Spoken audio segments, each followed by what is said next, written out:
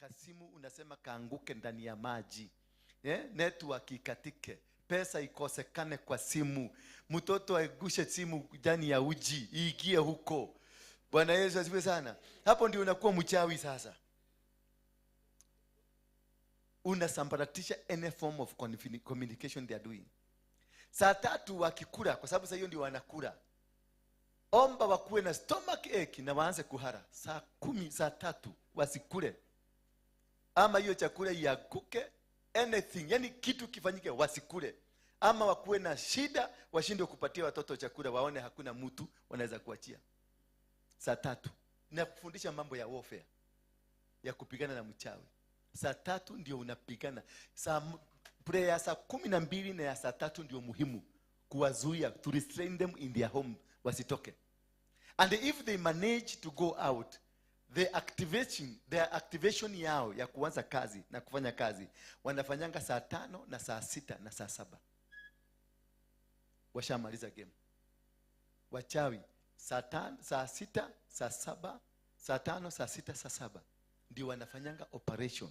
Wakitoka saa 9 they are going back home after a successful deal.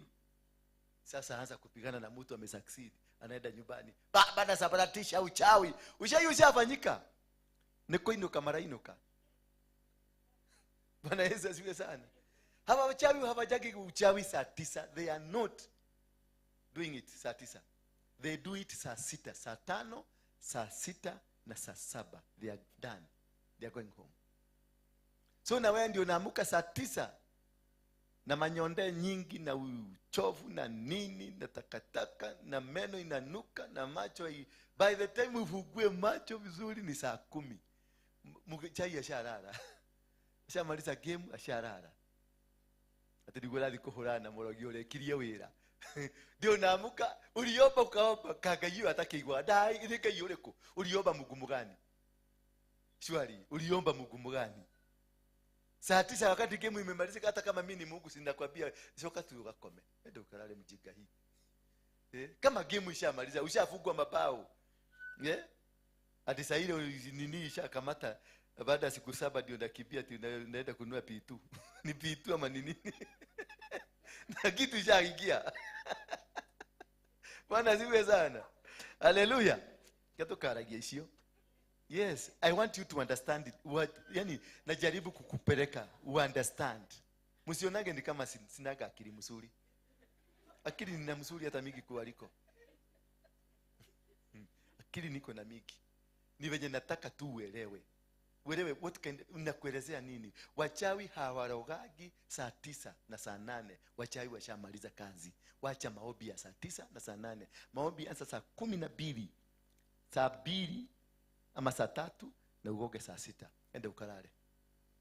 Kama wameponyoka saa 6 wameenda kwa field, wasambaratishe na usambaratishe anything, any nguzo, anything they are planting, anything they are saying, kwa sababu wanasemanga saa 6. That is when wanafuga kasi yako, that is when wanaharibu familia yako, that is when wanavunja anything about you. So that is a time to do a real warfare.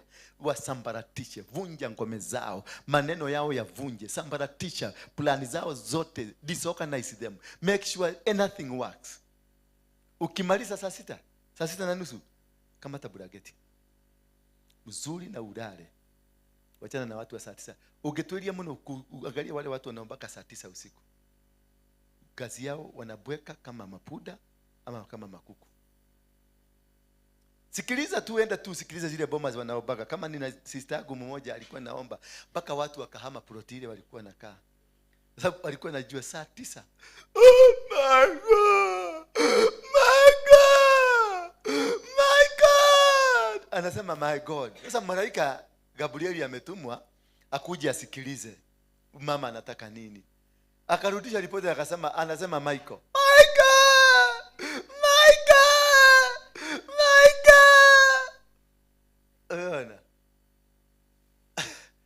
Mwingine nao kwa sababu ya kuchoka kuomba, mpaka toni inaisha anaanza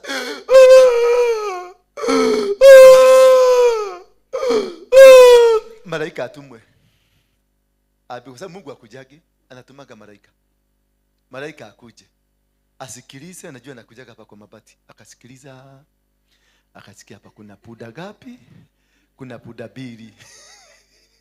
Anarudi huko juu anasema nimeenda kwa John lakini unfortunately hakuwa.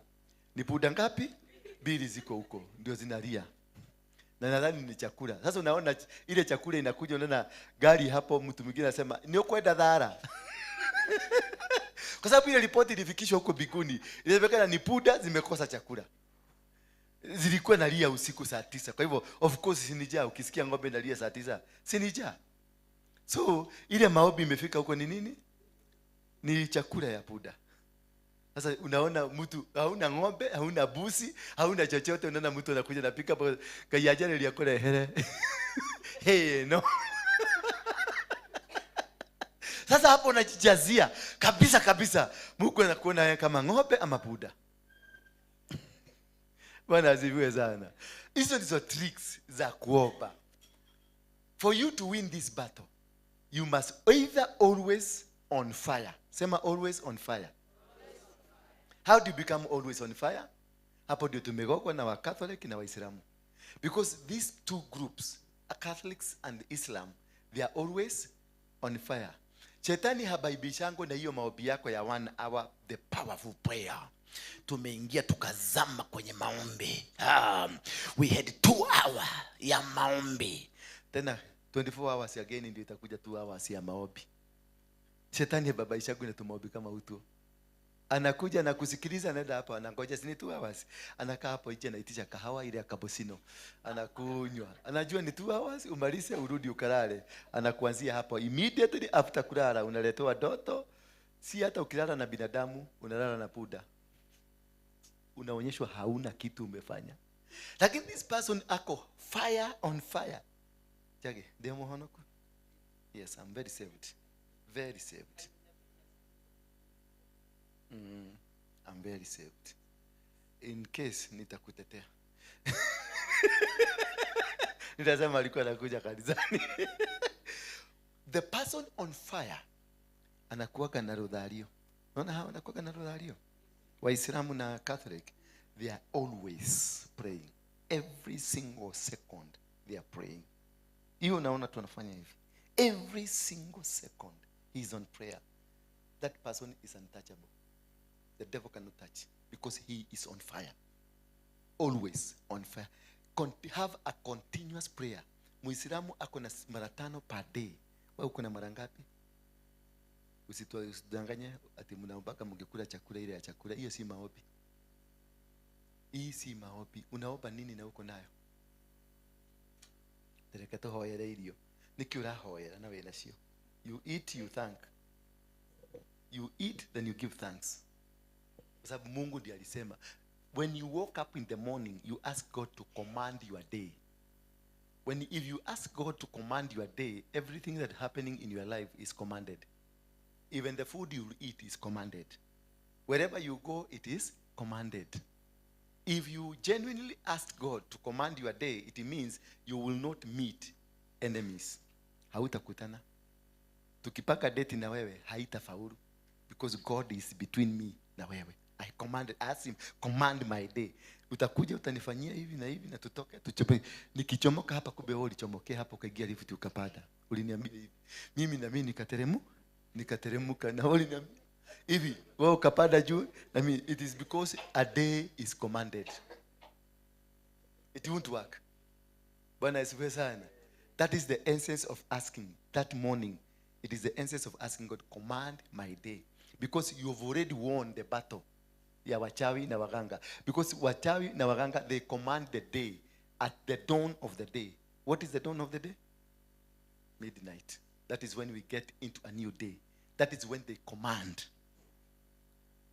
Wamezunguka usiku kucommand siku mzima venye kutaendelea vitu venye zitafanyika. So when you wake up and command your day after winning the battle, after having destroyed them, after having set a total confusion to them, that is when we ask for the command. Mtu akisema ameenda kukuroga, na wewe enda kumuroga. Aende sake kukuroga, na yeye tembea, enda kwako. Enda umuroge, achilia uchawi ili hajaiona. Na vunja na kusambaratisha, na kuvunja miguu na mikono na kinywa chako, kila kitu na sambaratisha. Sambaratisha. unasambaratisha, unavunja that time. Lakini si after amefanya kazi. Si after ameroga. Before aja kuingia, ukimuingia mbele, the sacrifice. Unashaikutana na wapi wamekamatwa na waizi usiku? Kajakas. Wagapi hapa umewahi kukamatwa na kajaka? Hata polisi, wale wanafanya na polisi, najua kuna hao hapa. Ile bunduki inachomokaga mbele, hata kama ni kale kadogo kametosha na hivi. Na wewe uko na AK, kale kamechomoka mbele ndio kanafanyaga kazi. Wewe na AK yako kale kamechomoka ya kwanza, hiyo ndio itafanya kazi. Hata ukikuwa na nini, hata ukuwe na M43 ama whatever, ama semi automatic ama whatever it is, ile imechomoka ya kwanza. If these people they happen to go in front of you na wainue madhabahu na wafanye kafara zao, utalia, lazima utalia, hata kama wewe ni pastor. Bwana Yesu asifiwe sana. Ndio unaonaka ni vizuri sana we command our way in that strategic plan of God. Prayers are not done baada, they are done before. Because once they have gained control, ile kitu utafanya ni firefighting, defending. Banaguliza. Unakutaka mtu analia. Ukisikia mtu akilia akiomba hiyo maombi, jua ashagogwa. Ashagogwa. Imeenda. So you must learn how to do warfare. Warfare is not just done because you are prayerful, because you know you can go 3 hours. I don't need to go even 10 seconds. I don't need 5 minutes of my prayers. I don't need. I need to know the time. What is the time? Ni lini nafaa kufanya hii na ni lini nafanya kufanya hii. Hii maombi ni ya lini na hii maombi ni ya lini. Bwana Yesu asifiwe sana. So not every prayer is a prayer. Not the prayers you don't just do them because kama sasa mimi kuna sister yangu mmoja akikuwa kwa nyumba na kusemekana yeye ndiye anaomba. Sisi tunaachaga watu wafuge macho, tunafungua macho, tunaendelea kukula. Kwa sababu ataombea mpaka Uganda, na aombea Burundi, na aombea Somalia. Na ni chakula. Akifungua macho na kutaka kila kitu imekamilika, tunamwambia we were eating while the grace of God was with us. We ate in the grace. We were swimming in the grace. That's why the food went very fast and very quickly because ataomba 1 hour. So by the time umalisha 1 hour, chakula imepoa. Yeah, you don't do. Kaa kama wakatoliki. Ama. Na amemaliza deal. Na anamaliza deal yake na anaenda. Anasema nitawachija nyinyi yote. Wachawi, lakini mimi ni wachawi. Hello. Bwana Yesu asifiwe sana. Najua I'm a very good teacher. I wish niliandikwa na TSC. Nikifundisha watoto wangekuwa wanapita vizuri. Sasa mmekuwa ready now for the topic. You have to prepare you. Na kutengeneza na kusuka vizuri. Don siku moja wakati tukiwa Mungiki. I love this guy. Nampenda sana. Tukiwa Mungiki, Doni alikuwa kwa Mwiro. Alikuwa mwimbaji wa vijana. Unajua wale watu waimbaji wanakuanga na kakiburi kingine. Wanaonanga ni kama ni wao, ni kama ni makasi ni wa Mungu, wewe inakuwa kama nini. Because ni mtu anaimba vizuri hapa, lakini kituko hili atakufanyia. Unaona hata hapa anagomadage kweko. Hata shetani hawezi kukufanya hivyo. Ile kituko hawa waimbaji hawa. Najua hii ni ministry ilikuwa ya Lucifer mwenyewe. Na Lucifer mwenyewe akiamua kuingia ndani yao aanze kufanya kazi hapa, you will be shocked. Na ndio unaonanga any pastor, any leader of a church anakuwa amekodoa macho kondokodo kwa hawa watu. Anawakodolea, yani mpaka anatafutia tu makosa hata kama hakuna. Because usipokaa usindo kuwa koma every time utaitana. Kuna muibaji mmoja alikuwa anakuja analipwa pesa mingi sana. It was very popular. Analipwa pesa mingi sana kama 100,000. Anakuja very late when kila kitu iko karibu kumalizika na ataimba wimbo nusu. Na akiimba wimbo nusu anapatia na sasa hiyo ako na 100,000 yako. mpaka unashindwa ni ya nini si tafadhali ingetafuta mashokora wakuja waine perere pepe mayoyo harusi yetu na yekeke. Wana kiburi. Sasa Doni na kiburi yake siku moja, I think ni Mungu alitaka kunyorosa huyu jamaa. Asikuwa ninasikia ripoti nilikuja kuinvestigate nikasikia siku hiyo walifanya mwilo madharau. Sasa Doni na madharau yake kesha si hatuibi sisi leo. Tafuta vijana wengine wa kuiba hapo. Sasa wamelelewa kutoka huko Geshagi kwa sababu wengi wanakuanga wamehunyuka. Waibaji wengi wanakuanga ni kama walitolewa kwa jivu ndani. Sasa unakuja unamuosha vizuri, unasimama naye vizuri, sasa kakinona vizuri kakue na tunyama na tomakai tukue na kasikwe sauti mzuri. Ile naona ile sauti inayodaga na waves. Sasa kakisikia mpaka kanisa hallelujah. Oh yes. Mungu akubariki sana. You are going far. You are going far. Bwana akubariki sana. Sasa hiyo hapa kuna kanoti kameshikanishwa na nyama. Sasa kijana akijiona hivyo anasema tafuta vijana wengine waibe hapo kwa sababu ameenda amenunua tukaguo kingine kana metameta huko na kakiatu kamekaa hivi. Sasa ukimwona anakanyaka kama mwibaji ameenda kwa shetani. Sasa Doni walikuwa wamefanya madharau kesha. Naye Mungu akatuma mungiki. Alikuwa na ule jamaa Kihara alikuwa anaitwa nani? Jose wa Mapendo. Alikuwa anaitwa Jose wa Mapendo. Pale Saika asubuhi na mapema. Yule alikuwa amepatiwa, unajua mama mnapenda kusupport hii ministry ya ibaji. Vijana walikuwa wamepatiwa kagiri 500 nini kwa sababu uumbaji mzuri. Jamaa walikojoa hapo Saika. Wakiingia kwa nyumba wakaingiwa na wao. Wakaambiwa tandika shuka hii. Mwaga vitu zote hapa.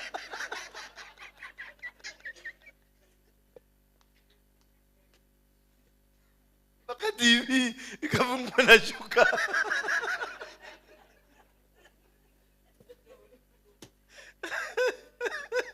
TV ikafungwa na shuka. Mattress ikafungwa na shuka. Karedio, najua ni Muluya. Alikuwa na karedio ile ya kutuma salamu.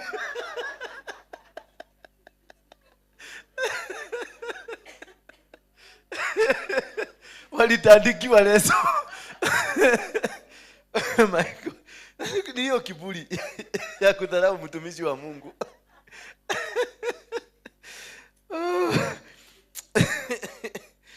Mungu atusaidie tu. Mungu atusaidie tu. Tulikuwa kwa ile moja ya kwanza. Tuendelee ama tutafute topic nyingine? Tuendelee asubuhi. We were talking about the 7 principles of the kingdom of God. The principle kwa wale ambao watakuwa the principle of the kingdom, it is like the constitution of the kingdom. The constitution. Ile principle, it is what God, and the constitution does not go to Christians or the Muslims or to the women or men alone. A constitution, it is to everybody. Mkenya, mtu hata foreigner akiingia, aingie Kenya. Kuna makaratasi yanapatiwa pale Nyayo House, work permit. The work permit is enshrined in the constitution. So once you sign the work permit, you become part of the constitution of the country. So all the laws of the country will be applied to you.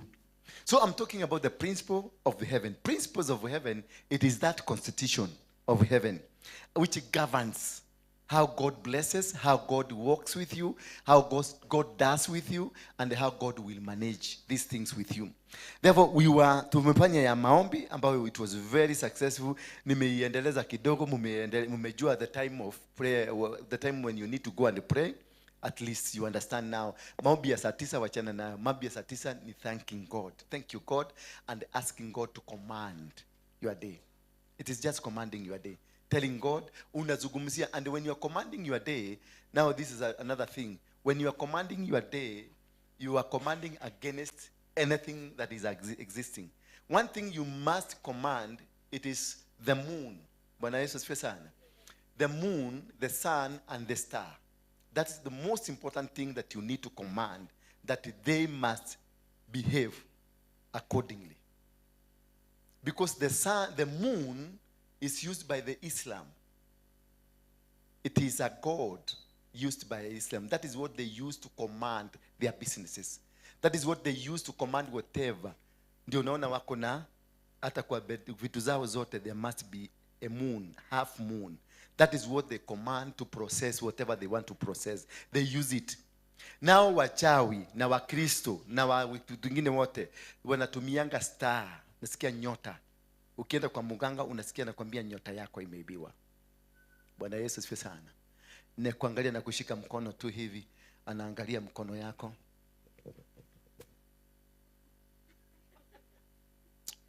Nyota yako imeibiwa. They use, wanatumia the star. The star is used by witches, Waislamu, Wahindi, all people in the community who are of negative nature, they use the star. They can steal your star. Also for us Christian, we use the star. We can, ndio Yesu kusemekane amezaliwa. The star was used to guide them where they went. A star is very important. A star, you got everyone here. Kila mtu ako na nyota. Na hiyo nyota inaweza kuwa dimmed, inaweza kuzimwa na inaweza kuwa brightened. It depends unaenda wapi, unajiassociate na nani na unatembea aje. In your life, how do you do it? So the star, it is very important for you. Very important. And you guard your star. You guard. This is what we call the talents, we call the callings, whatever that you call yourself, that is the star. Hiyo ndio nyota yako. Na hiyo nyota unailinda, unaitunza, na unaitolea dhabihu. Bwana Yesu asifiwe sana. If you find that you are an intercessor, unaitolea dhabihu. The intercessory, that's a star you have. If you're a businessman, that is a star you have. Unatolea nyota ya biashara. Si biashara, nyota hiyo ya biashara unaitolea sacrifice. Bwana Yesu asifiwe sana. Because wachawi, they target hiyo nyota.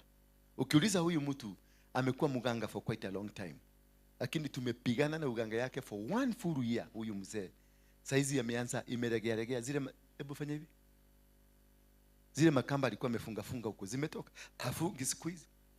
Huyu jamaa ungemwambia aweke pesa kwa bahasha, ni vita. Ni vita kabisa. Anasema hawezi kuweka kwa bahasha. Ni hapa kanisani. Huyu babake alikuwa mganga. Yeye pia alikuwa mganga. Tumepambana naye kutoka huko. Hakosi kanisa. Every Sunday is in the church. But amekuja huko kama magnet. Ametumwa. Lakini yeye hajui ametumwa. Ile force ambayo babake alikuwa na operate nayo ni ya kuvunja makanisa, ni ya kuvunja watu wa Mungu. So he will be sent. He will come. Just as a Christian, he doesn't have any ill motive. In him, he is correct. Amekuja kanisa basi anapenda. Mwili wake unapenda. But the spirit in him inamuelekeza nenda huko. Na akifika huko, they tune him. Anakuwa silaha ya kutupiga. So nikajua wametumia nini. Kwa sababu alikuwa anakujaga na shilingi 1,000 na kahamsini na 35 bob. Shilingi 1,000 na kahamsini na 30 all the time. Sasa unaona hii si sadaka na hii si nini? Hii si tithe. Hii ni kitu kingine. Kwa sababu Sunday niliomuobusafu sana. Sunday jana alikuja na shilingi 1,000 na shilingi 50 ama shilingi 335. 1,000 na 335. Hizo ilikuwa lazima, na mashiriki lazima akuwe nayo, na noti akuwe na hizo za 300 na akuwe na 1,000. Huyu wako hapa. Sasa nikaanza kumwambia weka hiyo pesa kwa nini? Kwa bahasha. Na anataka kunishikisha hiyo pesa mimi niishike. Umeona? Anataka mimi niishike. So mimi nikajua ujanja, na kama makale kengine kalikuwa tunaita kale kaliwa sorry. Kama makengine kalikuwa kamuganda. Kamsime. Wao wawili walikuja at the same time. Huyu akiwa na mission yake na huyu akiwa na mission yake, lakini wote hawaelewi they are on a mission, they are being used. So unaweza kuwa na watu kanisani hapa, wao they are on a mission, lakini wewe unasema huyu mama ni mchawi, lakini si mchawi, si mchawi, but kuna kitu kimewekwa ndani yake na mizimu ya kwao. So she is just but a vessel used to spread their gospel. So mpaka nikaamulia huyu, nilimwamulia specific, yeye nilidili na yeye mpaka hiyo kitu ikaanguka. Now he's a good, alikuwa anavaa trouser nimeweka juu na underwear, si yako na underwear. Sasa anataki hii ni shati ndani ya underwear. Na ni mtu msafi, ukimwona ni msafi, ako nadhifu, the man is clean. Lakini utamkuta amevaa underwear, ametaki hii shati juu ya underwear. Sasa hiyo inakwambia huyu mtu kuna kitu anafanya. There is something that he is doing which is not, because si abnormality. The man is clean. Alijua na alipiga nguo zake pasi. Si mwenda wa simu, ni mtu ako na mission. Lakini ukimfuatilia yeye mwenyewe anasema anauza miti ni dawa. Bwana asifiwe. Anauza nini? Miti ni dawa. Sasa ndio nikamuuliza, wewe ni mganga? Akaniambia mimi si mganga. Mimi si mganga. Mimi nauza miti ya kienyeji, miti ya kunywa. Basi wewe baba yako alikuwa nini? Baba yangu ndiye alikuwa mganga, lakini mimi si mganga. Sasa unaona the generational operation in him. Si miti ni dawa, ni alionyeshwa. Hii ndio inakuletea connection ya mahali unaenda. Bwana Yesu asifiwe sana. Hallelujah. Kama sasa unaweza kuwa tunafanya huyu mama namfanya deliverance every Sunday, but nothing is happening. Lakini ukiona venye nikimfanya deliverance, unaona venye ana behave, unaona karakta yake venye anarukaruka huko, anarukaruka kama Mmasai. Anza kufuatilia kama kwao kuna mizizi ya Kimasai, because it's most likely huyu ni Mmasai. I'm giving an example. It's most likely huyu mtu ni nini? Ni Mmasai. Waguka huko nyuma alikuwa Mmasai, na wao walikuwa na kafara na walikuwa na madhabahu yao walikuwa wakifanya those days, na hiyo madhabahu bado haijafunjwa iko. So unakuta characteristic yako ya umaskini level ya Kiumasai. Unajua Masai wanajifanyanga maskini, but they are not maskini. They quantify their riches na mang'ombe na mambuzi. Unakuta Masai ako na ng'ombe, ako na mbuzi 300, lakini anapatiwa maidi na serikali kwa sababu ni poor. Is classified kwa sababu hana nyumba. Unajua we classify utajiri na nyumba na nini nyingine na mavazi. That is when we gauge. Tunajua shelter is there, food is there. Sasa food, unakuta mbuzi ambayo yuko hai is not counted as food. Food ni mahindi ile ataenda kupelekewa. So wanakuwa counted, hawana because they are nomads, na hawana nguo because wanavaa mashuka, na hawana nini, hawana chakula because wanafuga mbuzi. Lakini ukiquantify zile mbuzi yako nazo, ni mbuzi unasikia ako na mbuzi 2,000, 3,000. Mbuzi moja ni 10,000. Hebu multiply 10,000 by, that man is a billionaire. Is a millionaire. Lakini wewe Mkikuyu unako Kiabu unaambiwa utoe maidi ukapelekea maskini, na huko Turukana. Na nyinyi ukienda kuitisha unaambiwa wewe ni tajiri because uko na nyumba na uko na nguo. Bwana Yesu asifiwe. Hallelujah. So hapo ndio I'm speaking about kuibiwa kwa nyota. Nyota ni kitu muhimu. So you speak. Ukiamuka asubuhi, speak to the moon. Ambia moon, wewe najua kule unatumikaga. Unatumika kujifanya kazi hii na hii na hawa watu. Na unafanyanga wewe ndio unalete majini, jin Jabal, jin Faruk na jin Al-Ata. Nyinyi mnaletwa na huyu mwezi, the moon ndio inakuanga ina control jin Jabal, jin Faruk na jin Al-Ata. Jin Al-Ata ni Allah. Bwana Yesu asifiwe sana. Those are the 3 genies ambazo zinatumika kwa mass wealth. Ukikuta ukiingia kwa duka hiyo yao, utasikia kuna kamunugo mzuri ya ka innocence kanatoka huko. Hiyo ni jin Faruk, jin Jabal. Alafu kuna jin Jibril. I'll teach you about them. Hizo ndizo wanatumia kufanya. Sasa akiingia kwa kwako, hiyo jin Jibril ingie kwako, unakutanga unadhukoma, lakini hujui kule pesa zinaenda. Ni hawa wanakujaka kuchukua. Jini Faruk wanaitumia katika vita. Jini Faruk, ukiona mtu wote anaitwa Faruk wanapenda vita, because jini Faruk ni jini ya vita. Hello. So when you wake up in the morning, those are the things that you command. Una command mwezi, unaukataza. Wewe najua unaoperate na hii na hii. Nitawafundisheni mwezi inaoperate na majini gani na wachawi wanaitumia aje. Then the stars zinatumika na waganga aje, na zinatumika na wachawi namna gani. Then the third thing you command is the sun. The sun can be of product to you, and also it can be of destruction. The sun can burn your products completely nazishe. The sun can cause ngozi chipuke. The sun can cause everything. Also, you need the sun for vitamin B. Nisia manigani? D. You need the sun for vitamins. You need the sun for the growth of your crops. You need the sun for even your growth. So you have to command the sun to behave nicely to you. You command the moon to behave nicely to you. You command the stars to behave nicely to you. You command them. You have the authority. You have the power. These things are under you. The sky, the sun, everything. Then you command the tree, miti, magari, binadamu, vitu vyote ambavyo utakutana navyo, you command them because they have life. Hata hii kiti kiko na uhai. Everything that you seeing around you, kiko hata hiyo nguo umevaa inaweza kukuua. Hii nguo yako umevaa. Imagine uhai. Lakini imagine mali inaua. So you even command the water. You command food. That is why you command everything around you. Hata biashara ukienda kwa biashara, you command that business yako. You speak to it.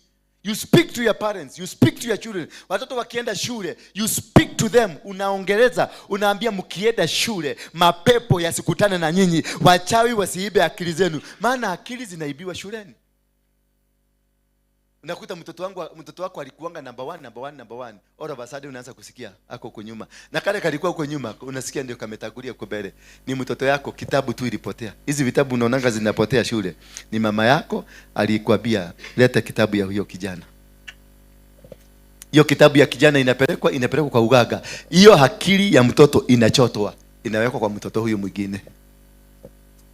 Bwana asifiwe. And from there, mtoto wako anakuwa namba last, na mtoto yule alikuwa namba last anakuwa namba moja. Unaona exchange ile imefanyika is extraordinary. It is not an ordinary exchange.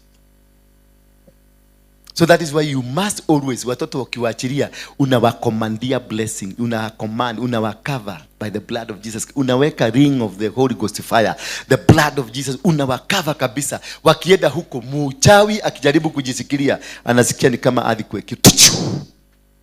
Ndio unaona wajukaji nasema ola papa ola kaka ni vitisho vya kiroho.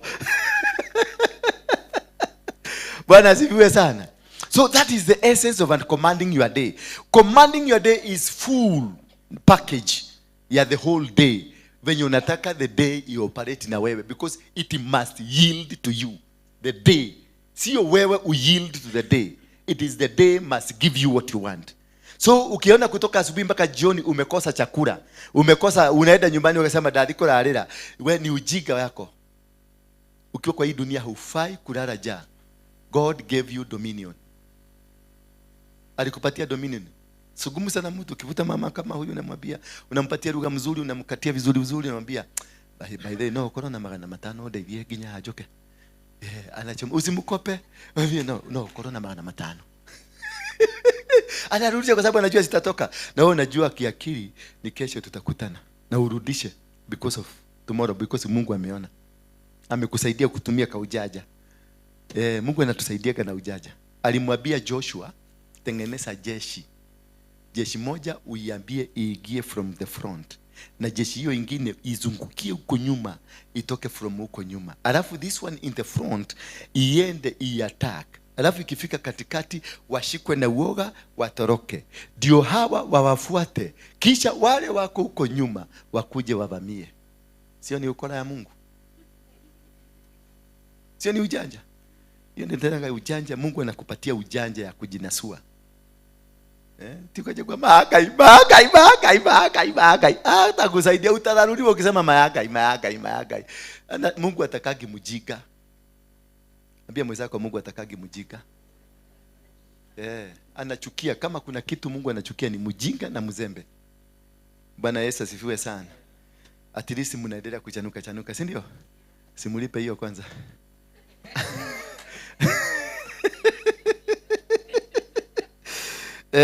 So tuende, ilikuwa number 2. Tulisema prayer, nimejaribu kuistretch ndio wale ambao nimeona kuna watu wengi wamekuja na hii klasi inaendelea kukua popular, si ndio? inaendelea kukua popular. Pigia Yesu makofi. Pigia, sababu it is becoming a strong class. So we go to number 2. Number 2, it is the principle of repentance. The principle. So you call number 1 was the principle of prayers. Number 2, we are in the principle of repentance. Hallelujah. So the fundamental principle is becoming a child of God. For you to becoming a child of God is receiving Jesus as the Lord and your Savior. The fundamental principle of repentance. It is to make you come back to Jesus and be called a child of God. The qualification of you becoming a child of God, it is for your repentance. Why do we need to repent? We repent because the association between us and God causes us to have a relationship with Him by cleaning ourselves for repentance. God wants you to repent. God wants you to say it from your mouth. And that is why we are told to confess our sins. When we confess our sin, we lose the sin power of our lives. When we confess our sin, we lose the authority of sin that operates within us. So when you confess, you make it easier for any sin that was in you, that has always been walking around you, to lose the power of holding on to you. The sin power expels away the authority of God, the relationship of God, and the desires and the plans of God over you. The sin power is an insulator that makes you not have direct contact with God. The sin power, it is a relationship, relates you with the devil himself, and it creates a legal ground where the devil can operate from. That is why when Hagar misbehaved in front of Sarah, she was chased away. Akafukuzwa, akatoka kwa Sarah. Na alipoenda kwa kichaka mahali alienda kukaa, malaika wa Mungu alikuja akamuita jina Sara. Bwana Yesu asifiwe sana. Alimuita jina Sara. Kisha akamuuliza, unafanya nini hapa? Sasa swali ni hivi. Angejuaje jina akose kujua anafanya nini hapo? Malaika alijua exactly. This woman has misbehaved. This woman, this is the sin they have committed. That is why alitumwa mpaka kwa kichaka na wakamlocate, wakampata huko. Kisha akamuuliza, unafanya nini? Walikuwa wanajua anafanya nini, but what they wanted from her, it is her confession. Her confession. When you speak it from your mouth, you get this. That is what we call a confession that releases you from the sin power. Sin power holds you. Sin power stops you. Sin power engulfs you. Sin power suppresses you. So when you speak, you cut all those chains and the boundaries that are created by the power that is of Lucifer himself. Sin power is a direct product of Lucifer himself. So when you have the power of sin in you, you operate with Lucifer himself. You are controlled, you are manipulated, and you are limited from anything that you... They put a blanket, they put a wall, they put a veil that stops you from going to the next level.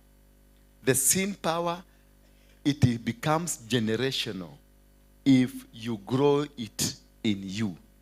Because the power you have to sin, it is not from you. It is from your father, and from the grandfather, and from the great-grandfather. What you are great, that's what God says. God says that nitafikishia mawaganu ya fafa hadi mpaka uzao wa ine na watano. So it is not from you. The life you are, maybe umeolewa mara 6 mara 10. Na before kuolewa mara 6 mara 10, wale wamekupitia ni mara 20 mara 30. So that is not you. That is not you. It is the power that controls you and makes it easy for them to come into you. Because there is a legal ground of the power that was authorized by your ancestors. The power to do things, it is controlled by either Lucifer or God. When Joshua had to take over from Moses, God told Joshua, arise now and lead my people to the land I promised their fathers. So once you realize there is a sin, you've always been trying to fight, but it is not going. Stop fighting it. Go seeking how old is it in you? You may be having a sin that is 100 years old. Hiyo sio kitu ya kuenda kusema pepo toka. Pepo, pepo, pepo, pepo. No. You need now to sit and strategize. Understand, for how long has this sin in my family? For how old is this sin? How many years has it lived in me? The Bible says in the book of Jeremiah 1 verse 4, that before you were born, I knew you. Before your mother and your father came together, I knew you. So before your grandmother and your grandfather came together, you are known. So before your great-grandfather and the great-grandmother were born, you are still existing. So ask yourself, how old am I? You existed before 10 generations. So how old are you? So when did this sin of just having pleasure to sleep with any man or to sleep with any woman, where did it come from? Like me, I had that problem. And I still have it. Just like Jesus had a problem. Because Jesus had a serious problem of women. Because of the origin of Jesus Christ. Jesus is a son that originates from Judah. Judah is an origination of who? Jacob. Jacob is from which family? He's a polygamous man himself. Had 12. And we understand there are many others. Alipenda kuchovya chovya. Bwana Yesu asifiwe sana. So when Judah was born and blessed by the father, while others, like now the first son was cast, and Simon and Levi, they had their own share of a curse, but Judah was blessed. And Jacob alimwambia, all your brothers and generation will bow before you. So he carried the blessings. And therefore, Judah was to give birth to the next king. Immediately, the first son of Judah was supposed to be the king. But now, the sin power over the family, because of Abraham, what he did with Hagar and with Sarah, he went out of the wedlock. The sin power of the grandfather came to Jacob. Jacob had 12 wives, 2 sisters, and several other house girls. And those are the ones that we call the 12 tribes of Israel. Judah was born and he was blessed by his father. So meaning he was supposed to produce the king immediately. But there is this woman who got married to Judah. A Canaanite woman. This Canaanite woman, they went to bed with Judah and produced 3 children. The 3 children, the first son got married and died because God killed him because of whatever he did. Then the wife of the first son was given to the second son. And the second son was told, take this wife that belongs to your brother and give birth to your brother. Give birth. The children that you're going to produce will not be yours, but for your brother. And this man was not happy and said, I can't do that. So he went to bed with this woman because it was a command, but decided to release his seeds chini, and God was not happy. He killed him.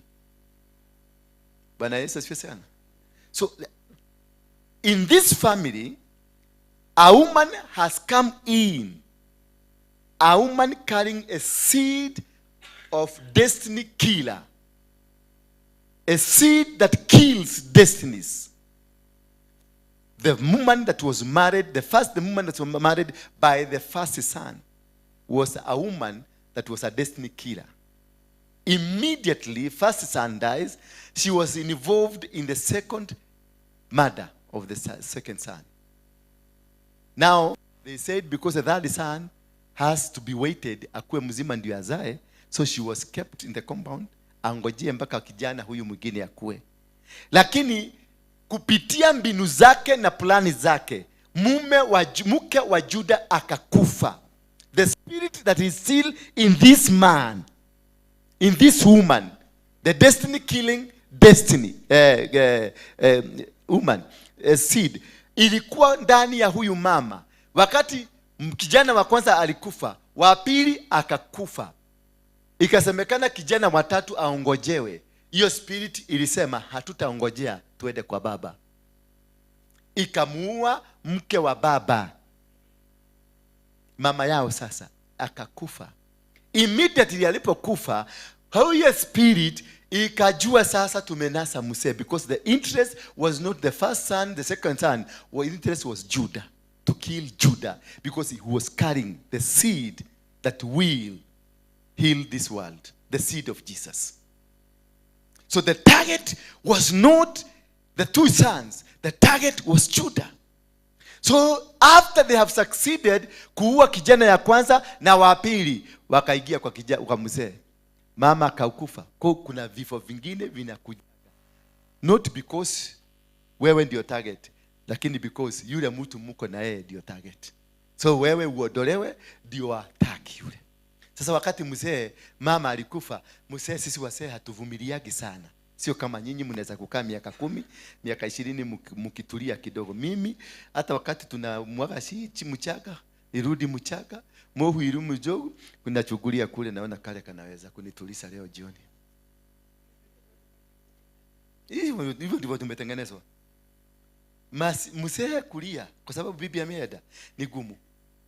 Ni gumu sana. Atalia kwa sababu ameona watoto wake wanalia. Lakini si ali kwa sababu.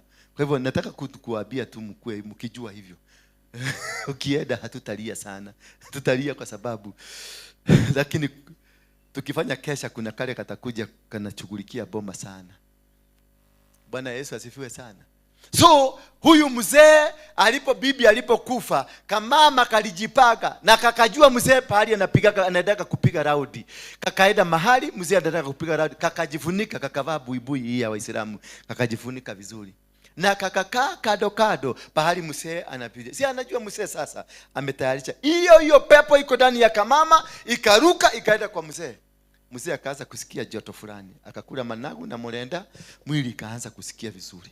Alipopita akasema, ai, ndaikala muno kade hiyo helia gaka. Kwa sababu aliona nika prostitute na akajua hata niharibia jina, akaenda nako. Akakabia sasa, mami, what I want from you ni hii tu, siwe ni prostitute. Mimi ndio kazi nafanyaga. Na akafanya nini? Akamwambia ni twende. Naye mama akamuuliza, utanilipa na nini? Mzee akamwambia, sina kitu sahihi, lakini nikifika nyumbani nitaleta tubusi tena tofauti igemono. Mama akamwambia, niachie kitu ndio nijue utalete. Mama alipomwambia ndio, hakuna shida, the woman proposed. It is not the man who proposed. The woman proposed immediately. Akamwambia, nipatie hiyo pete. Akamtolea. So nitolee.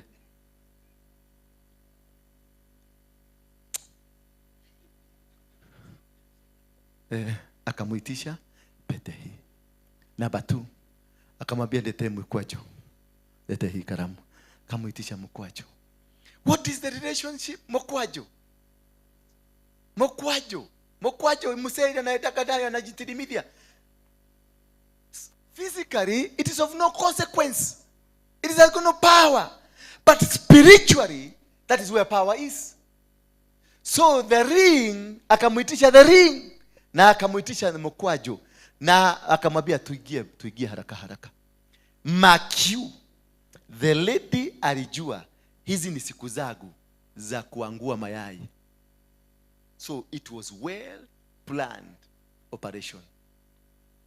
Lakini ameshika nini? Pete. Na ameshika mkwajo. Na bego iko tayari kutoa kitu. So the man was let in, and the man fertilized. Because they wanted to kill the seed that will bring Jesus Christ. Bwana Yesu asifiwe sana.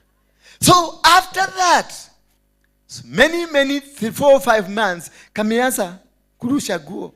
Katupo kakaanza kurusha tugawe nikaja goikia ke. Goikia guo, kana gote guo, kameanza kupoteza guo, kameanza kupoteza nini? Katupo kakapoteza guo. Na kalipopoteza guo, Musa anaitwa Juda, maana ndio mwenye mijumba 10 huko. Akasema ni mama, kaita mama kuja hapa. Naona ni kama kaguo kako kameanza kupanuka. Akamwambia yeye guo. Sasa akaita wazee, akauliza wazee, mtu akifanya dhambi kama hii anafanya kwaje? Akasema anauawa. So yule alifanya hivi, akatoa sheria. Juda akatoa sheria, yule alifanya hivi, na huyu mama wachijwe. Mama aliposikia hivyo, si anajua game imeingia, akaambia mzee, ngoja kidogo nipatie tu dakika 10 nikibie kwa nyumba nikuje. Mzee hata hakupatiana security kwa sababu already ni mahabusu. Hakupatiana security atiwafuata kwa sababu he was sure he must kill this, kwa sababu ya ile bitterness ya watoto yake. Na huyu kijana amelea kijana mwenye sasa ako tayari kurelease. Sasa na yeye sasa chance ni kama imepotea. Mama alienda mahali alifuga mkwajo, na mahali alifuga pete. Akakuja akainua akasema, sasa wazee mko ready kwa kesi? Musa akasema yes. Na ukae chini mara moja. You have no permission to address elders. Mama akadeka kaa chini, lakini akawaambia mwenye hii na mwenye hii. Juda aliinamisha uso akaambia wasee, kweli nimefanya dhambi. What was the meaning of this? The entire project was to kill the master seed that was to bring Jesus Christ. But God changed it, akaibadilisha kwenye hewa, na ikafanyika to the benefit of the desires of God. Only hiyo dhambi ilisababisha a 10 generation gap. Kuna dhambi ambazo tunatafanya ambazo zinasimamisha the prophetic word, the plan of God in you for quite a number of generations. That act ilisababisha the plan of Judah being a producer of the next king. It was delayed for 10 good generations. Can we have a test proof? Matthew chapter 1. We are still in the repentance. So, Matthew chapter 1. The genealogy of Jesus Christ. The book of the genealogy of Jesus Christ, the son of David, the son of Abraham. Abraham begot Isaac. Isaac begot Jacob, and Jacob begot Judah. Tuanze hapo kwa Judah. Judah and his brothers. Judah, verse number 3. Judah begot Perez and Zerah. Perez na Zerah ni wale walizaliwa kutokana na yeye kulala na bibi ama mtoto wake. Wale watoto, huyo mwanamke alizaa mapacha. Zerah and Perez are the sons, ni watoto wa Judah. So Judah begot Perez and who? And Zerah by Tamar. Tamar ndiye alikuwa huyo mke wa the 2 sons and him. Perez begot Hezron. Tuanze kuhesabu kutoka Judah. Judah begot Perez, tuseme 1. Judah begot Perez and Zerah. By Tamar, Perez begot Hezron. And Hezron begot Ram. And Ram begot Aminadab. Aminadab begot Nahashon. Nahashon begot Salmon. Salmon begot Boaz. Boaz begot Obedi. Obedi begot Jesse. Jesse begot David. That is where we found the first king. After 10 generations, that is now where we are getting the first king of a prophetic word from Jacob. Because of a sin power in the family. The power ni power ya usherati. So the entire family ya Judah na Jacob was engulfed by what we call sin power ya immorality that controlled them, manipulated them. Unaona ujanja venye inakuja na ujanja mpaka inalala na mzee. Ndio wa derail. The immorality sin power derails the destiny of a person. It is to make sure to kill. This sin power was in David. This sin power was in Jesse, was in Boaz, was in Aminadab. Ukisoma story zao zote, walikufa kwa sababu na mbegu ya kiusherati. Hata wakati Yesu alizaliwa, Yesu mwenyewe was a victim of the same sin power. Alikutana na mwanamke, ni Msamaria. Akamwambia, nimetaka kukupatia tu maji. Huyu mwanamke alikwamilia Jesus. And she all, mpaka Judas, wakaona huyu mwanamke ameenda sana. Kwa sababu ilifika mwanamke akaenda, amejaribu mbinu zake za kumkamata Yesu. Amejaribu. Unaona wanajaribiki hapa. Amejaribu. Na Yesu ni mjaja. Anaona amekuja hivi, anakaa hivi. Lakini Yesu alijua lazima hii bego ambayo ilizuia huko kwanza isifaulu. Hii bego lazima niimalize. Alitembea na yeye. Ndio naonaga hata huyu akikuja aanze kujaribu, sitakuacha, nitatembea na wewe mpaka nimalize hiyo sini. Mpaka usio noe igoro. Noe weirima, ni uraigwo ni apostle. Ekuigwo ni apostle ginya kila githini wake githire. Tatembea na yeye, tutakula na yeye, tutakunywa na wewe, na ndapeleka mpaka Serena. Wewe uko umeiwa hiyo mahu. Hiyo meza ni juko nyike na gutwiria kuingi. Ukaigwa turare Serena. Ukaigwa toka uko turaruta ikiria. Ukaigwa Serena kitu kile mwana kuigwa Serena Hotel. Ukaigwa kiwaru. Huyu mama aliendelea kukaa na Yesu. Baka akaona Yesu akubali, Yesu aingii kwenye mtego, akaenda akanunua mafuta very expensive. Ndio ajaribu agarawa na kama kimwana nege gugetekera. Todo kimwana kyari gitoro na kihadisam. Jesus was tall and handsome. By the way, Jesus was black, was not white. Jesus was tall, dark and handsome. Jesus is black, is not white. White in Yure. See, Jew. We are the Jews. We are the Jew. I'll teach you that. We are the Jew. Do you get me? I'll give you that study. And that is where the Ark of the Covenant, it is in Mount Kenya. The Ark of the Covenant, I've seen it with my own eyes. I've been there. That's another topic for another day. Go and read the Bible where it went after Ethiopia. Sanduku ya magano ilipelekwa pande gani after Ashdod. Cush. Who are you? You are Cush.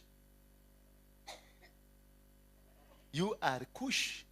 And it was taken to a higher mountain. Until today, it is kept there. Go and ask yourself, why are the Jew, the Israelites, wote wamenunua na nyuki huko chini ya mlima wamechukua yote? They are guarding the ark. Why was GSU trained in Kenya? GSU is a product of Israel. GSU is not a Kenyan police. It is a product. That's why they are superior than even the army, yet they are called police. It is a product of the Israelis. The soldier the training they have is an equivalent in a trainee, the Israelites. Hallelujah.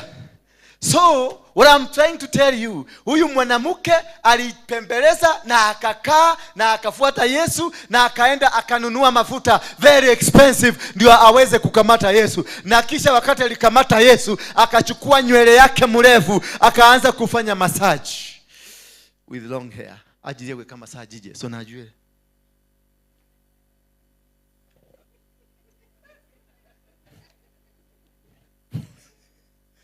Hebu diulise. Siku hiyo hakukuwa na trouser kama hizi. Walikuwa navaa kajo. Where was the mission? Hiyo mama alikuwa na mission gani? Anafanya na kichwa hivi. Baka Judas akakuja. Judas si ati ni pesa ilikuwa ya mafuta ama alikuwa wanataka pesa. Judas alikuwa anajua Yesu alikuwa anaambia kamata hiyo samaki. Wanakamata samaki, anaambia kata, pesa inatoka. Kwa hivyo pesa was not a big deal. But where this woman was heading to was the big deal. Judas wakamwambia pana, hii mafuta tugeusa ingetupatia pesa mingi, because they respected this man. Ambia hapana, because they could not go straight to that topic. Ambia Yesu hapana, akimudoki kidogo kila mono. Hapana, lakini hii mafuta hapana boss abotike hanini. Wewe mami, simama. Wacha. Hii mafuta tugeusa, hii ni pesa mingi sana. Inaweza kupeleka ministry. Sasa hiyo ka argument wakatoa hiyo mwanamke wakamwambia wewe ndio tukana kuone haulege. Lakini wali respect mafuta ya Yesu. And mama hakuwa na nia mzuri. Aliona ametafuta bini zote akaenda kanunua mafuta the most expensive. And if you read vizuri kuna vitabu vingine inasema that is where when Jesus was circumcised, ile kitu yake ilikatwa, iliwekwa, hiyo ndio mafuta iliweka kupreserve. Hello. Hiyo ni vitu tutaambiwa na watu wamefanya theology.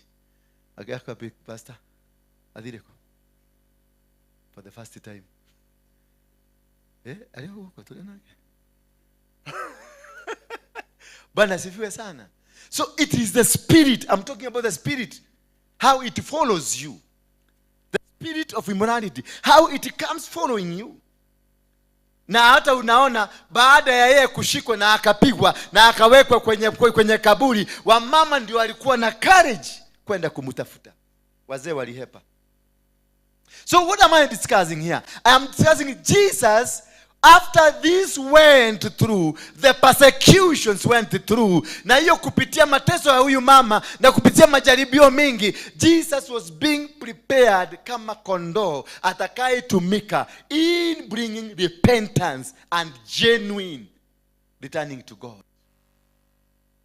So when he was crucified, he became that lamb that atones for our sins. So to win this battle of repentance, it requires a huge sacrifice. I've told you, I've slept with so many women myself. I've given birth to so many women myself. Niko na vitoto vingi. Not that those were my women. I was prostituting. I was just but a prostitute. Kitu kibaya. Because nilikuwa na power. Sikuwa natongoza, nilikuwa na power. Nikiangalia huyu na mwambia tukutane pale chini. Sasa ukisikia ni nani amesema tukutane, utakataa? Na unajua ni nani, na akisema kichwa itaaguka. Si afadhali ujitetee na mambo mengine. That was the situation. And that was not me. My grandfather alikuwa na wanawake 18. My father himself had 2. Na tunapitanga mtaa unaona kimutu, unakutana na kimutu unaona hii ni sura yetu hii. My father alikuwa na watoto 20 from 2 wives. Na ukipita huku kwa mtaa tunaambia God. Lakini mzuri ya mzee alifanya cover up mzuri. Pale alijua amefanya maneno, alikuwa anaenda na nunua shamba isikuje kuleta commotion, kwa sababu alijua amezaa watu kama Dora, watu wabaya. Watu wanaweza kuweka kipaga, kuwekelea paga kwa mesa na anasema atemo ukete kugate. Atifafa wanyu mnauanu. So the same thing happened to me. I was not having these women because I have love for them. I didn't have love for them. I was lusting. I was just a prostitute, something useless and hopeless. fortunately, I begot children. God helped me again to recover all those children. Ndio naonanga watoto wangu wote tunakaaga na wao. Oh, the 18 of them. Na nasikia kuna wengine wameanza kuonekana. Mkienda tu mpate huyu, niwende tu huko Usaika. Ukipita kwa sababu Usaika nilikuwa tunatembea na akina wanogo sana. Na huko tulifanya maneno. Ukienda huko upate kitoto hata kama ni kimama kimzee, uone kinafanana na hisura. Mpige tu picha nitumie. I'm ready to take more in. Because was my mistake. It was not their mistake. That child is not meant, it cannot be allowed to suffer because of my mistake. You don't allow. It is your seed. You don't allow your seed to suffer. They are not a mistake. Look at now. Waboi nilimtoa huko Mukuru kwa Ruben. Huyu Pastor Waboi. Alikuwa Mukuru kwa Ruben. Huko ndio nilimtolea huko. Huko ndio nilimproducia. Factory iko hapo. Na ni uoga. Tulikuwa na wewe Don. Don tulienda na wewe kukatafuta. Kaka niona kakaruka chini ya kitanda chwa kwa sababu kaliambia baba yako alikufa. Sasa kakasikia ni baba yako akajua ni hii ni ghost. Kakaingia chini ya kitanda shwa na kakacheki kafa huko. Nilibidi nikabebeleza nikamwambia I am your dad. Look at me. Hebu niangalie. Nikamwambia niangalie na ujiangalie. Take camera. Chukua ikapicha. Nikamwambia look at this picture. Mimi am your father. I am your father. Na kakaona, kakasikia kitu na mfuruta. Unajua damu na damu zinavurutanaga. Kakasikia kwa mvuto. Mama yake akajaribu kumwambia pana. Sipani. Katoto nilirudi tukaenda tukanyemelea na tukajua simejua nyumba. Tukanyemelea na Doni. Tukaenda tukaiba. Nikaanza rescue mission and we recovered all the children. Nikaweka kwangu. Hapo nikakuja nikaleta roho ya Mugiki. Nikaambia mwenye anataka mtoto akuje na prepare kichwa yake kuanguka. Because I needed to retain these children by hook or crook. Because wale wako nao kwa nyumba wanakula vizuri, wanasomea shule mzuri. Shule nalipa school fees 100,000. Sasa huyu wa Mukuru hata slippers kama kale susi hakakuwa mpaka na kiatu. Kalikuwa na kidonda kingine haiponi hata kidogo. Pale nilienda kukatoa. Kidonda ya mwaka mzima haiponi hata kidogo. Na huko kwangu nyumbani vitoto nimenunua walikuwa na bebwa na Range Rover wakipelekwa shule. Bwana Yesu asifiwe sana. Lakini ile mahangaiko nilikuwa nayo, marisasi kwa mwili.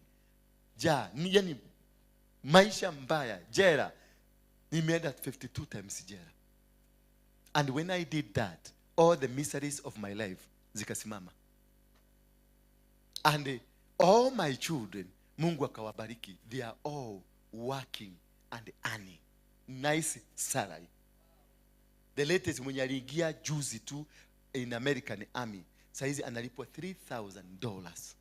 Wale wanajua kufanya hesabu, fanya hesabu by 135, by 150. Fanya hesabu. Kaida.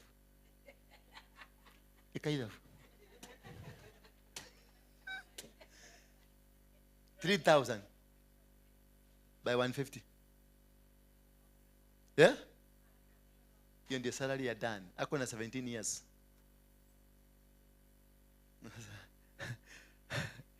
Ako 17 years. Ajafikisha 20 and that's a minor. Hiyo ni minor. Hello? You see the blessing? Susi is a HR manager, KWFT. Yes. Alikuwa na kidonda hapa, kimefika hapa. But when I brought restoration and agreed, watoto hao wote niliwakusanya nikawapeleka kwa Harrison. Nakumbuka bibi ya Harrison yake Joria Terere. Katoto neto aige hae.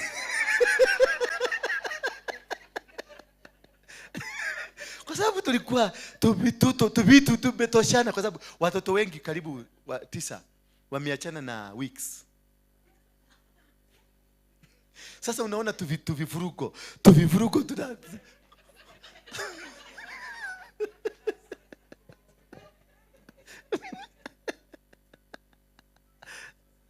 Harrison aliangalia, alirudi kwa mfuko akanipatia 100,000. Nikajua waneana ni kuona ile tu unyokete. Hizi sadaka, hizi blessing. Hapana, ni wenye huku niambia toto letu ahunyoka. Alirudi kwa mfuko akanipatia 100,000.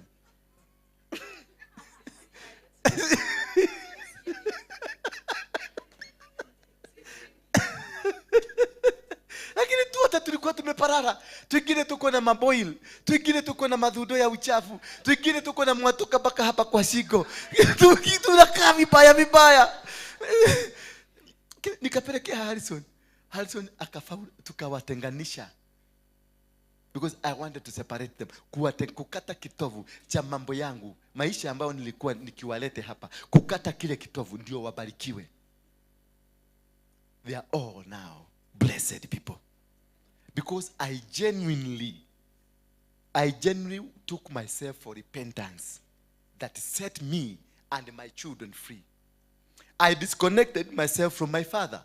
Because what I did, my father ako na watoto 20, mimi niko na watoto 18. So I was about, na nasikia, I'm told, Japan kumepatikana kamoja. Kuko kamoja, CEO kwa kabuni fulani. Japan. Unasema nini na Tanzania kuna mbubuge? Korongo, anaitangwa korongo. Bwana asifiwe sana. Msianze kusema nataka hiyo bego. Hiyo bego inatafaulu. I don't want it. But it is as a result of genuinely repenting and asking God, disconnect me from the spirit of our grandfather. So that is the power, the principle. Once you align yourself with that principle of repentance, God genuinely comes to you and God genuinely prospers you. Remember what we seen. Hii sin, immorality, haitambuyangi na haina maombi. You don't pray against immorality. Usijaribu, you are wasting your time. The minute hata ukivuga macho uanze kuomba, Baba nakemea spirit of immorality, unaonanga kisichana kizuri kinakuja.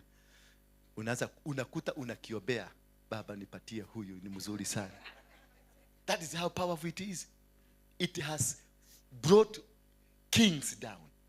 You don't, ni nani alisema? Ni Paulo mani alisema ni Timothy mani Paulo. You flee, who is that? Ni Paul. Alisema this one you flee, unaenda, unadhie. See Molise Dodiran, unapotea. If you are not have the stamina to finish it, because you need to finish it. You don't need to go praying. Siwezi kukwambia nikijua the spirit is new, because it uses you without even your knowledge. Unakuta kimama ambacho kilikuwa kimekataa, hakitaka kukuona. When they are in action, kimama nakuja kinaanza kuja. Hi. Unasikia kai ono tuwezi kuru utaenda kagija konyona. Sasa unaanza kufiri, sasa huyu lazima ni revenge. Venye alinifanyanga tukiwa shule. Kumbe ni spirit imeruka kwake na kwako. Inaanza kucommunicate. Wewe ni revenge. Kile kingine jichuche. Sasa ndio hiyo saisi ya kukamata yeye, ako na pesa siku hizi, kamata yeye. The moment you finish it, the devil moves out, anasimama pale anakuza kai, modo wa kai. Kai. No kahujia rusho. Unalikana rusho ni sade. Sasa unaanza kujikondem. Unaanza kulia. Hiyo maombi sasa kesho hautaweza, sitaweza kusimama hapa. Kwa sababu ninaanza kusimama nitawapia nini? Najihisi nanuka. Najihisi sifai. Wamewin. Ile message ulikuwa uhubiri kesho inafugwa. Na kesho ulikuwa unaambiwa ile ulikuwa umeprepare ni ya kuhusu immorality. Sasa utashindwa, utuko hujai immorality ereko. Unaona? They hit you hard. This spirit is sent in specific moments and times when you are about to get into your destiny, when you are about to go do that which pertains your destiny. That is when this comes. It only comes specifically for specific missions. That is why Paul aliambia this one you got to run. You don't need to see it. You don't even to have a negotiation. Don't even call your pastor. Ndio muhura gere thimu igithaka-ini handu ihithite. Umwire mundu wa Ngai. Kuna siku moja nilifanya hivyo. Nikaenda nikaambia Harrison. Nilikuwa nishafanya. Nikakibia kwa Harrison. Nikamwambia nie mundu wa Ngai kuhiana ũũ. Ni guthuku. Kaniuza ni nini? Nie si yuko sawa. Akaniuza kuna nini? Adwaya.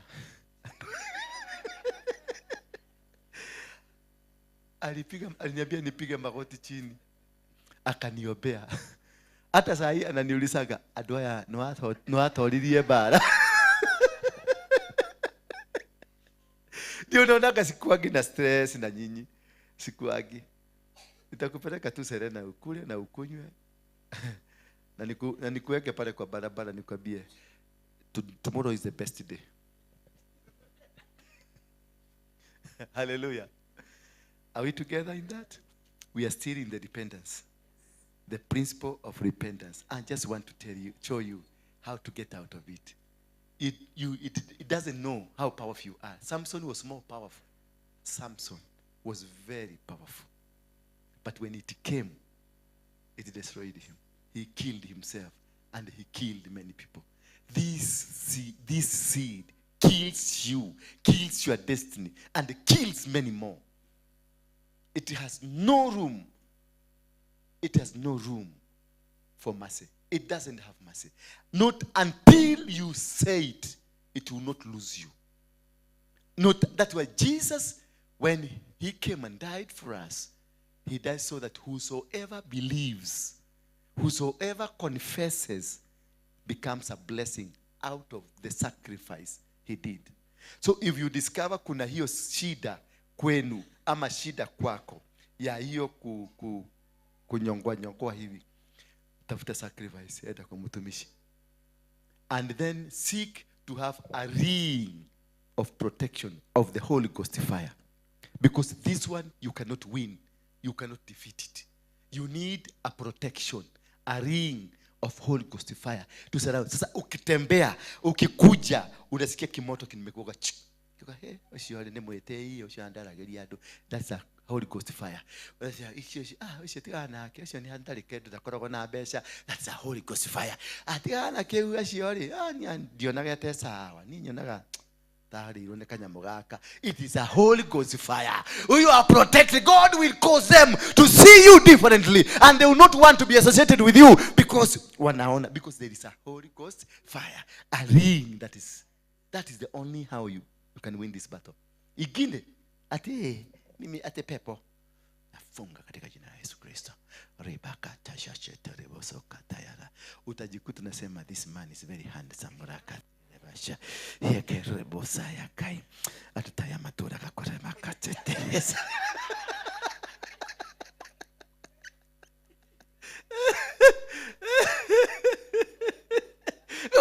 It is very difficult for you. You cannot be able. And the men, like we men, we don't eat the real thing. We eat imaginaries. We do imaginations. Because mama kama huyu akitoa nguo pale apite hapa tukiwa wanaume, hakuna mwanaume atamwangalia. Agikala ke eno ya adhi ugoi, adhi akenyuka gogoi. Gutiri mundu hakuna mwanaume atamwangalia, hakuna. Lakini wacha aende azunguke, aeke mini skirt imefika hapa, ajibodoe huku na avae kakitu, na alafu hizi afinya zikuje zitoke hapa kidogo. The same woman 20 minutes ago utaona kila mwanaume. Hata mwanaume ako na bibi yake hapa, mkono naingia hapa, unaona.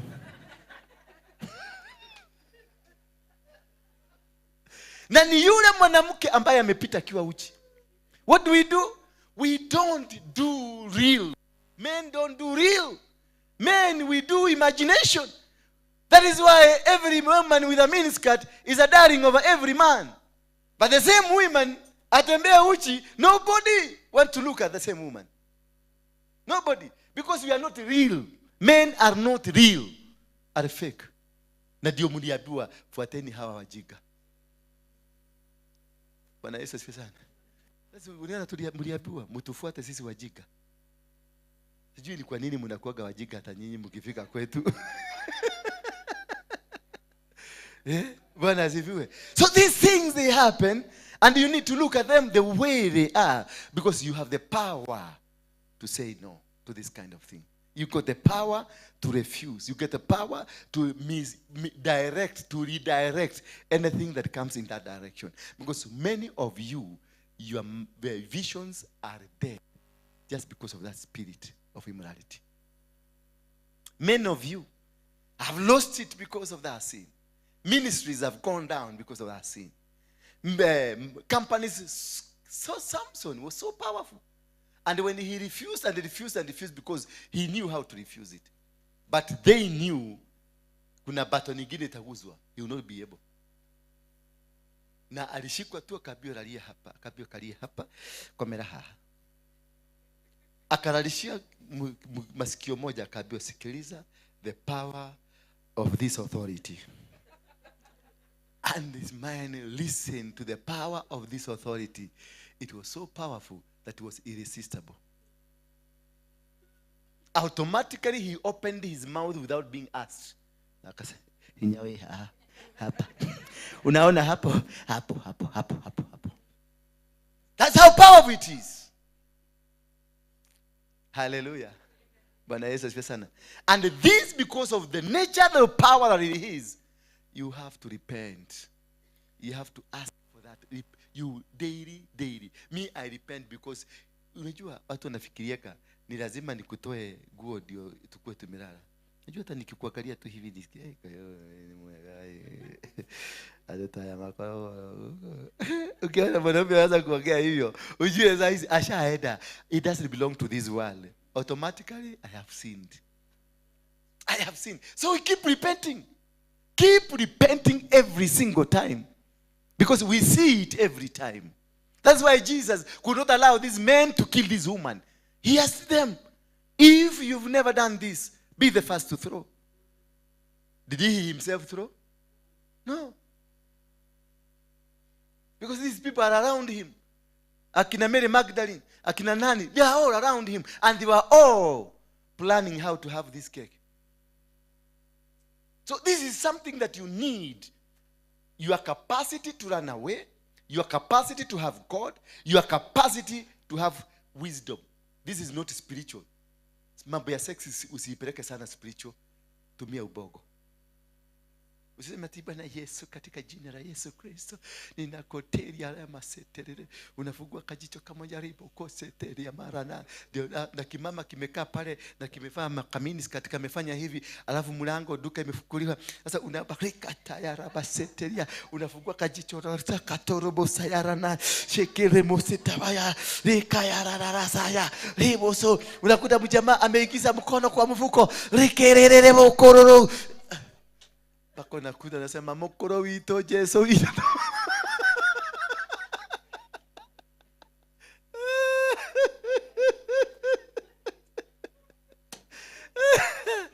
Oh my God. Wacha nikuambie. Kutoka hapo unasikia pastor nasema watu wote waende upande huu. Pastor Karaja, shika microphone, zungumzia hawa watu, because the body has gone up. And some parts of the body are now irresistible. They are just like a bomb. Because you have been antagonized. Ndio wa mama tunaambia, siko ubaya. Come dressed well. Come dressed well. I'm also a human. Nakulaga vizuri. Simunaona nani amekuja kwa ofisi yangu? Nakuwaka na matuda hivi, miki. Umesikia? Nimerudi, kuna mtu aliniambia kunywaka dawa za vitamin. Ziko hapo za D na C na nini za kuongeza mwili kuwe na nguvu, kwa sababu I'm preaching too much. Alafu kahawa iko hapo kwa wigi. Mama alinunua kahawa akalete hapo, iko kwa wigi. Kamere kana kushidaka hapo na kibuyu ya chai na maji na kila kitu. Sasa niambie, na kwangu naishiki peke yangu. Surely na mama kama huyu ameingia hapo. Na ameingia alafu amekaa kijegine. Alafu si unaona? I'm human. Keite mwere kohonoka tikuga hale pati mshiheraga. Hasha. Mimi bado ni mwanaume. Na niko healthy. I'm telling you. I'm healthy. Sema healthy. Yes. Uhaki do lako uneke. waje kogwo nikiriu wanyono hanike yani uramenya giki giti hii ni mlima ambayo hauwezi kuzuia. It is all over your eyes. Ukitani hivi ni mlima, ukitani hivi ni mlima, ukiangalia hivi ni mlima. Confusion na nika ofisi tuko huko na kako na red carpet. Please, damutha iratumia.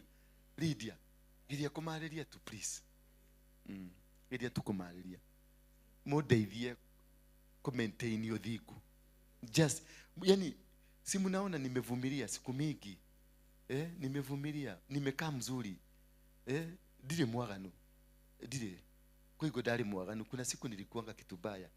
Nilikuwa na 3, 4, 5 kwa siku. Niliacha na nikakuwa mtoto mzuri. Bwana Yesu asifiwe sana. Sasa kwa nini ukuje? Wakati nimeshika barabara mzuri, nimekaa vizuri. Kwa nini ukuje unimalize? Yesu munihurumie tu. Jikuerai tu da. Na leo nyone gai, gona gai. Ungali kazi yote nimefanya hii yote. Nimetengeneza madhabahu mzuri hivyo.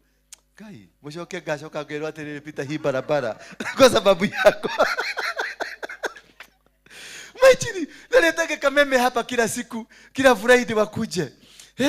Natengeneza makurusi na spend 2-3 million. Bob. Alafu niende huko juu niambiwe msae. Alafu wale unakutana na watu wa Mungari wanakuambia, "Oya mzae ni aje. Uko ndio naenda." Kwa hivyo please, I beg you. Msiniombe nikuwe na bibi, wachana hiyo sio kazi yako. Chana bibi zako, peleka kwako bibi. That's not your job. My job, your job is to maintain the integrity yako. Yes, nisaidie, nidumishe kukaa karibu na Mungu. Nego. Gai ni thank you. Yes, gai neko hoera duka teno. Ginya irugame. No ndikumuhoera mutumia. Yes, todo hata gwikora ukihoya ukiuga papa namukamata katika jina la Yesu. Unaweza kuona unaniambia baba tunakuomba umpatie mke ambaye akukudhi nitawate. Nifukulie kwa leo. Proverbs. The vicious woman. Katikati hapo nasema na baba ni mimi. Ninaona ni mimi baba. Nikumbuke hii ni wakati wangu. This is my season. This is my man. Unaona utakige na tumia toedi marako hoera this is my season. This is my man. Makokharaneti atia. Ukolaga rokera zine oika. Oye monongu ni roga ya niro.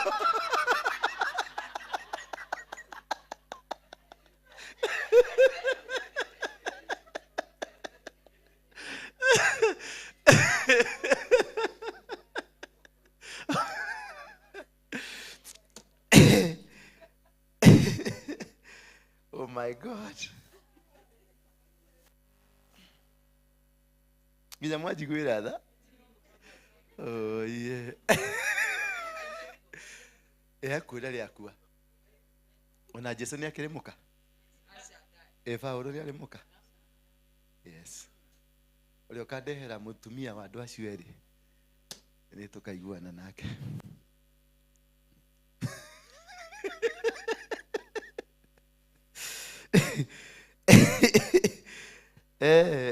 Sasa tuende principle. Hiyo ilikuwa tamu sana. Ni saa ngapi? Ni 6. Acha tusiingie hiyo nyingine ni itaenda sana. Acha tufanye hiyo nyingine Wednesday. Si ndio? Tufanye hiyo nyingine Wednesday. How many of you are blessed up to that point? How many of you feel that they are in a church where God is preached? Hallelujah. How many of you think that you are in a family of a church? That is what I want, a family. We discuss this issue. We don't spiritualize. See? CP? CP? Face? CP? Ni masomo. Spiritualize. We don't spiritualize our life so much. Relax. Unakaa umerelax kidogo. Hii kitu itakuikia vizuri. Hii neno ya Yesu haina complication. Haina complication. Sisi ndio tumecomplicate. Tuimbe kama ule jamaa ule complicate nini? Lege ni lingana ya Yesu. Si complicated. Don't complicate Jesus. Jesus is a simple guy. Very simple. Hata kiingia hapa, atakuja na akae hapa na tumuhubirie. Na tumwambie Yesu na tumuulize utaokoka.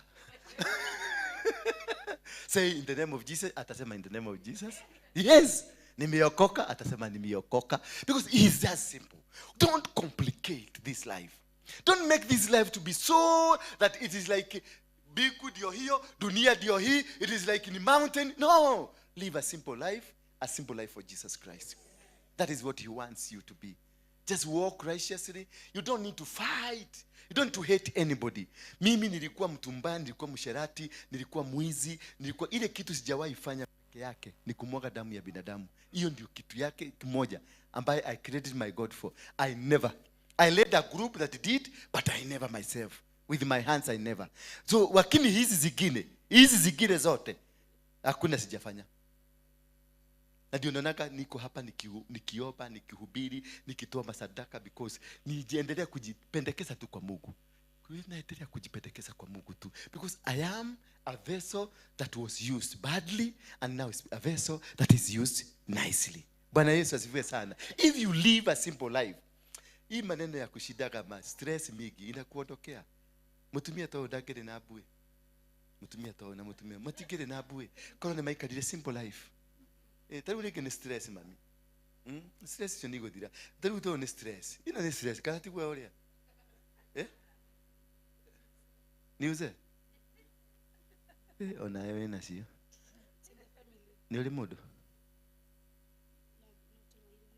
Ntoko hoya no. Leti abue icio.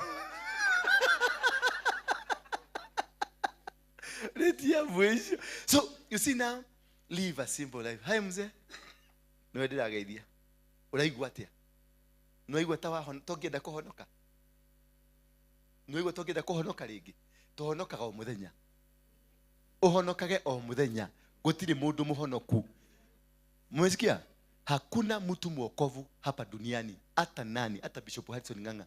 Hakuna mtu mwokovu. Na Biblia ndiyo inasema, mtu akikudanganya ati ameokoka ujue amekudanganya. Hiyo alone ni uongo. Tunakukaga kila siku na tunaamuka kila siku. Continue repenting. Mimi niliwaambia, Mungu aliniambia juzi, nimefikisha 3%. Salvation yangu iko 3%. Ninaendelea kupanda. Wewe ngangana tu kukaa bigudi ukujage asubuhi. Mimi nitaishi hapa duniani nikipanda juu. Tutakutana hapo katikati. Ukishuka na mimi nikipanda. Hawa watu wa 100% saved. Wachawi hao ni wachawi. Ni arogi na uragani. Kuna mtu saved. Mimi yangu ni 3 ama 3% salvation yangu at 3%. Lydia naona ni anyita. Ni Lydia marera iro kihonoko ine. Lydia maikara iguru. Makachoka makaharuruka guku. Rucine hwaine tarudi rafakana fari ya gucoka mucii. Ithuĩ reke tũikare gũkũ. Ithuĩ twĩtuna twĩna kĩmũndũ gĩkĩ gĩaku. Twĩ 2%. 3 wewe percentage gana? Maybe 1. Yes. Good. You give room. You give God more room to work on you. Bwana Yesu asifiwe sana. Create much room for God. If you want more tea, you empty your cup so that tea can be put. Lakini kama kikombe yako imejaa, huyu atakuja na kibuyu, yako imejaa. Utahawa atakuja vikombe 3 ukiwa na vikombe mangapi? 1. Empty your cup. Kuwa mtu hana. Be a vessel that is hopeless, that has got no power, so that the power can come. But if you got power, if you are strong, if you are most energetic man, God does not need you. That's why Jesus came. He came for the bad and unworthy people, so that he can make them worthy. Bwana Yesu asifiwe sana. Si tusimame sasa, nataka tuabudu. Na wale walibeba bahasha ya rent, si mnajua mwezi imefika? Yeah? Na tulisema not less than 1,000. Nilinunua kiti mzuri, nikanunua mkeka mzuri. Usiniletee aibu zako hapa. Nemoigwa? Musiniletee aibu.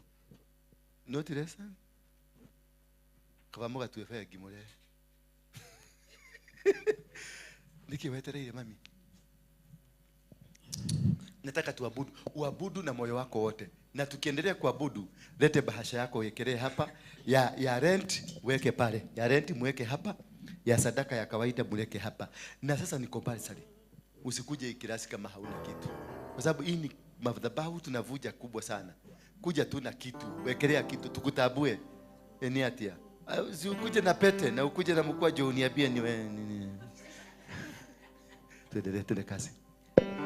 Roho wa Bwana tunakuabudu. Roho wa Bwana tunakuabudu. Roho wa Bwana tunakuabudu. Hakuna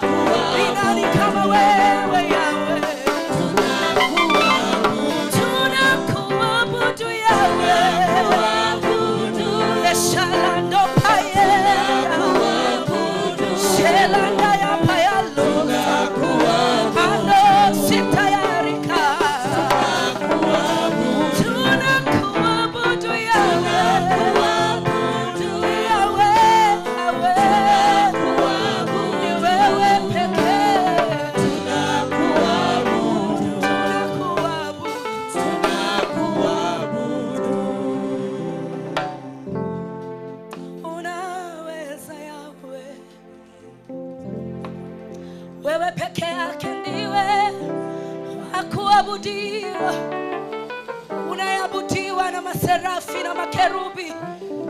Malaika juu mbinguni wanainama na kuinuka, wanazivua taji zao, wanakuita mtakatifu, mtakatifu, mtakatifu ni wewe.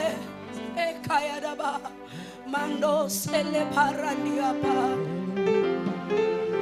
usiyeshindwa, usiyeshindwa, wewe ni Mungu.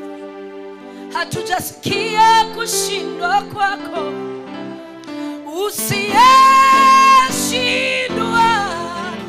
Saratani yeyuka kwa jina lako, wewe ni Mungu usiyeshindwa. mambo gani Bwana wewe huwezi fanya? Wewe unapasua miamba inatoa maji. Shalabarada bayande sota. Wewe ni karada bayando sialelepa. Tunakutambua wewe usiyeshindwa. Usiyeshindwa. Wewe ni Mungu usiyeshindwa. Unafanya mambo ambayo mwanadamu hawezi kufanya. Unatoa faraja ambayo mwanadamu hawezi kutoa. Unafanya mambo ambayo mwanadamu hawezi kufanya. Unaponya magonjwa ambayo madaktari wameshindwa kutibu.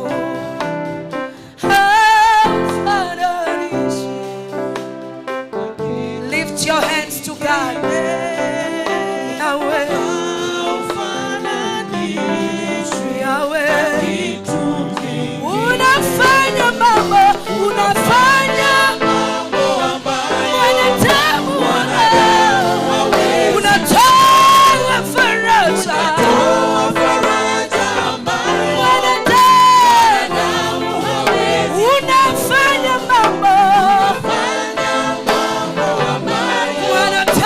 mwanadamu unatoa faraja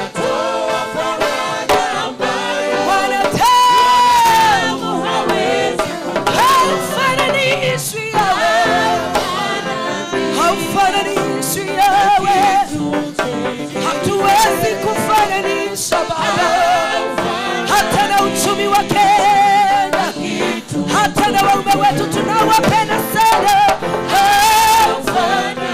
Haufananishi Baba, haufananishi haufananishi Baba, hata na watoto wetu yewe haufananishi yewe, milele na milele, milele na milele, hatuwezi kufananisha, hatuwezi kulinganisha, hatuwezi kufananisha na kitu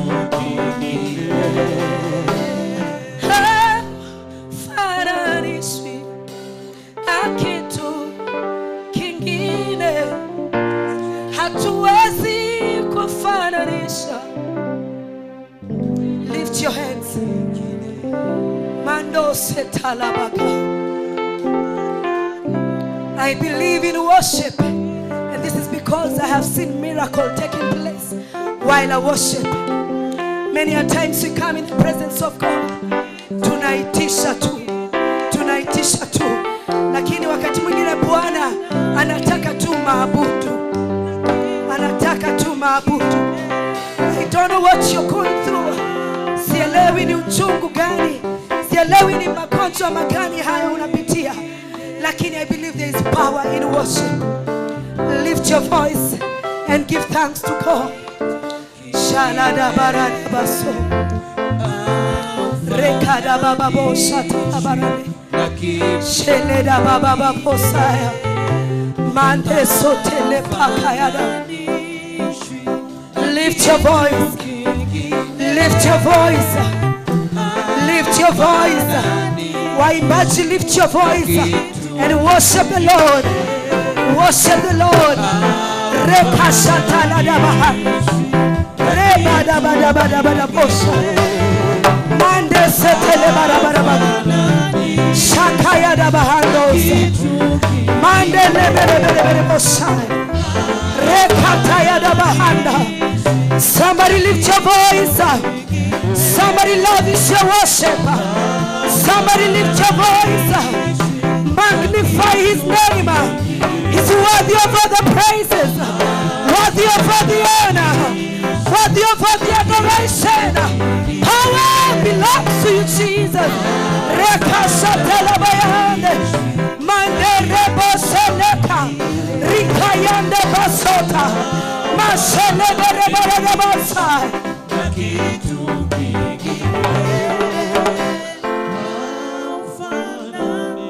We bless your name. Nimeona wema wako, nimeona fadhili zako we Baba, nasema asante. Nimeona wema wako, nimeona fadhili zako we Baba, nasema asante. Nimeona wema wako, nimeona fadhili zako Baba, nasema asante. Sema nimeona wema wako, nimeona fadhili zako Baba. Thank you. Lift your voice, say nimeona wema wako, nimeona fadhili zako Baba, nasema asante. Nimeona wema wako, nimeona fadhili zako Baba, nasema asante. Sema asante, asante, wewe ni mwema, asante, asante, nasema. Wave your hands to Jesus, say asante, asante, wewe ni mwema, asante. Thank you Jesus, asante, nasema asante. Oh, asante, wewe ni mwema, asante, asante, nasema asante. Kwa wema wako